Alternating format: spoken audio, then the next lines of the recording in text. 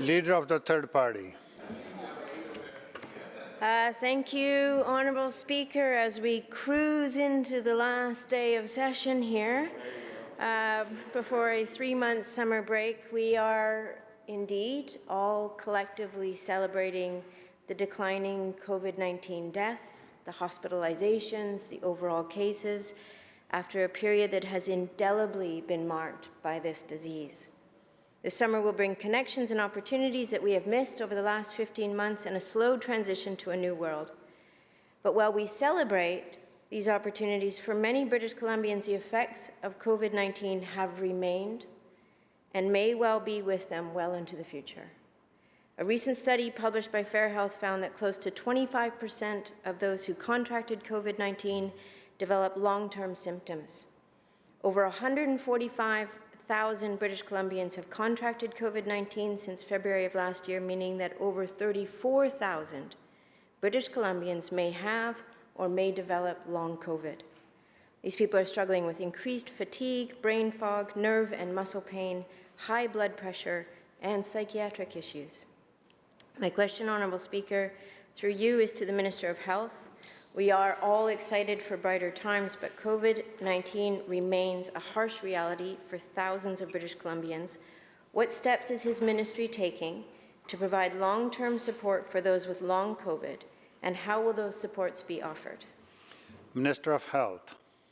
Thank you very much, and thank you to the member for her question. She's quite right that the evidence is that the situation around COVID-19 is improving in British Columbia, but prudence is required, and that's why we're moving step by step with respect to easing restrictions, while continuing to provide the significant support from public health. She's also quite right that many people, particularly those who have been hospitalized, who represent about 5% of COVID-19 patients, that group of people is much more likely to be what are called long haulers or have long-term symptoms. Indeed, most of the studies related to long haulers are related to this group of people. It's also true that COVID-19, and this is of course a new virus in the world, is having long-lasting effects. That's why we are leading in terms of research in British Columbia under the direction of Dr. Henry and teams throughout the health authorities in addressing these questions. We've added specialty clinics to support long haulers, and we will continue to do so. In addition to that, we are using the evidence from that to the biobank that's established for those who wish to participate, who are part of that, to continue to improve the care that we need to provide and to continue throughout our system of primary care to provide support for people. I absolutely agree with the honourable member that this is going to be a continuing and one of the lasting legacies over the next year that and years to come perhaps that we will need to address to support those who faced the challenges of COVID-19. And it gives me an opportunity finally to remind everybody of the need to get vaccinated. Leader of third party, supplemental.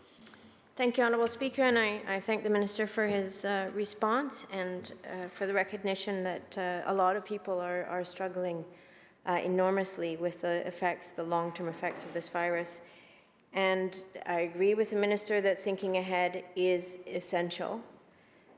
Cases may be currently declining, but we know that COVID-19 adapts quickly and may present new challenges well into the future. Today, Dr. Gustafson indicated that public health officials are shifting away from emergency pandemic management towards communicable disease control, meaning less of an all-hands-deck approach and more long-term management. She said the response will change as they learn more about the virus's behavior and the level of immunity among the population over time. This government was reluctant to admit that COVID-19 spreads through aerosol transmission. Now they appear to accept the fact, and yet in businesses, workplaces, and schools, we have not seen updated guidance to increase and adapt ventilation. We await the updated guidance for how contact tracing, ventilation, rapid responses in schools, COVID safety plans, and public communications will change over the course of the coming months. My question for you, Honourable Speaker, is to the Minister of Health. Can we expect that the updated guidance will recognize aerosol transmission of COVID and provide effective ways to keep people safe, particularly students and teachers who will be returning to school in the fall. Minister of Health. Thank you very much, Honourable Chair. And I think on behalf of members of the legislature, I want to thank everybody in the education system for this significant achievement. My colleague, the Minister of Education, teachers, parents, support workers, and education administrators, and of course the students, for all they've done to make this the school year it has been in British Columbia, a school year like no other, but a school year, Honourable Speaker, compared to other jurisdictions that has been fuller and more meaningful in the lives of young people. And I think that's an achievement that everyone in British Columbia can be proud of. The member refers to reluctance. What we've done in BC is follow the guidance of public health. We have learned and adapted throughout this pandemic. One of the significant decisions in that respect, early on in the pandemic and then later on, was the important work of contact tracing and supporting people who test positive for COVID-19. BC has not just led Canada, but the world in both the hiring and the resources we put into this and the remarkable work done by people in contact tracing. What we are doing every day is learning about COVID-19 every single day. I think one of the reasons that Dr. Bonnie Henry is considered not just a good, but a great public servant is because she learns. Because when things change, we adapt and we respond. And we are going to continue to do that every step of the way based on the evidence.